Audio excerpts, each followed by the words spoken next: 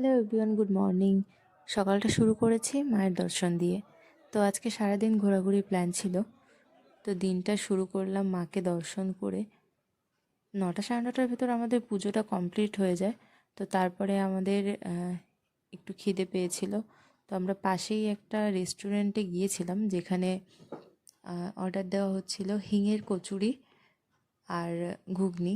তো সবাই খাবার আসার অপেক্ষায় বসেছিল। তো আমি ভাবলাম একটু ভিডিও করে নিই।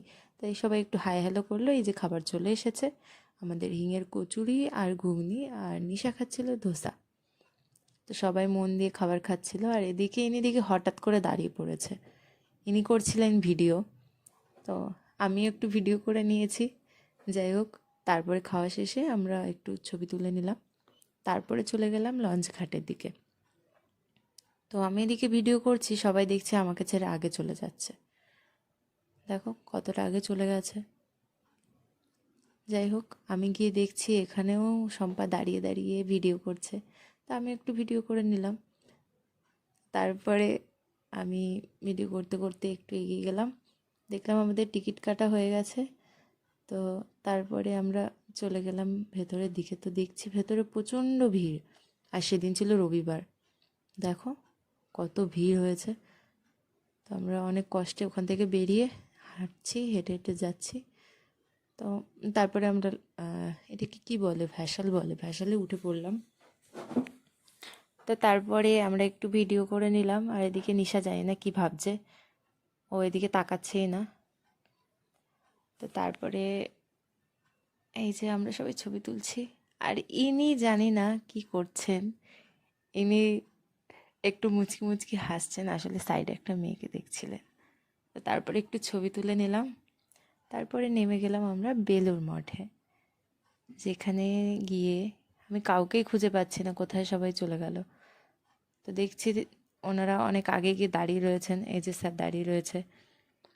তো তারপরে আমরা এগিয়ে গেলাম, আর এত রৌদ্র ছিল কি বলবো। প্রথমে যখন সকালে বেরিয়েছি প্রচণ্ড কুয়াশা, কিছুই দেখা যাচ্ছে না। ভাবলাম দিনটা হয়তো ঠান্ডা ঠান্ডায় যাবে, তারপরে দেখছি এত রোদ বেরিয়েছে, মনে হচ্ছে ছাতাটা নিয়ে আসলেই মনে হয় ভালো হতো। যাই হোক, তারপরে চলে গেলাম ভেতরে। বেশ ঠান্ডা ঠান্ডা ছিল, বেশ ভালো লাগছিল। তো তারপরে যাই, ভিডিও করতে দিচ্ছিল না। যাই হোক, আমি লুকিয়ে লুকিয়ে একটু ভিডিওটা করে নিলাম।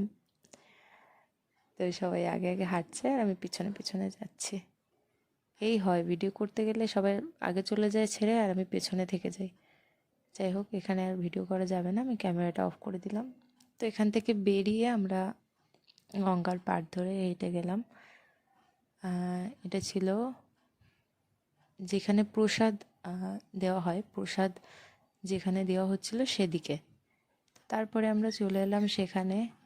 এই যে এনারা খাওয়া বন্ধ দিয়ে এখন ছবি তুলছেন আমাদের, ইনি পোজ দিয়েছেন গ্লাস হাতে। তো তারপরে আমাদের প্রসাদ চলে আসে।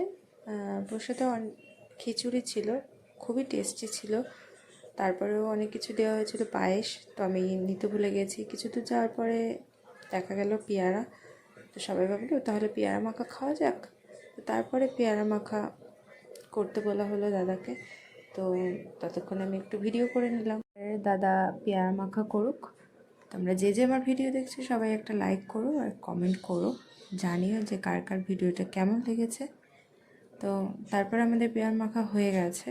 কাসুন্দি দিল, লঙ্কা, ধনেপাতা সব কিছু দিয়ে মাখা হলো। তো একটু গরম গরম লাগছিল, তার ভেতরে পেয়ারা মাখাটা খুবই ভালো লাগছিল। আর সত্যি বলতে সকাল থেকে শুধু খেয়েই যাচ্ছি। কচুরি খেয়ে আসার পরে আবার প্রসাদ খেলাম, তারপরে আর একটু জায়গা ছিল না। তাও কি মনে হলো সবার যে একটু পেয়ারা মাখা খাওয়া যাক। তো তারপরে পেয়ারা মাখা দিয়ে দিল। পেয়ারা মাখাটা নিয়ে আমি একটু ভিডিও করলাম। তারপরে সবাই টুথপিক নিয়ে যে যার মতো খেতে খেতে চললাম।